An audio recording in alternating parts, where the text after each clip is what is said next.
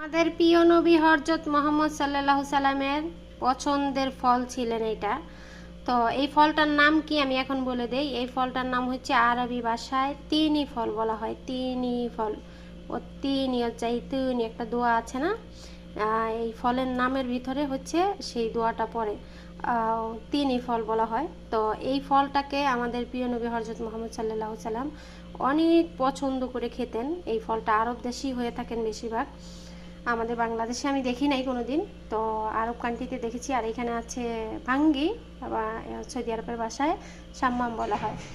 কয়জনে পছন্দ করেন কমেন্টস করে জানাবেন।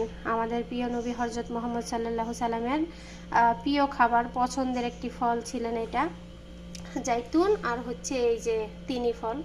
এই দুইটা জিনিসকে হচ্ছে আল্লাহ রাসূল বেশি পছন্দ করতেন। আর হচ্ছে খবুজ, এগুলা অনেক বেশি খেতেন, ভাত কম খেতেন, মানে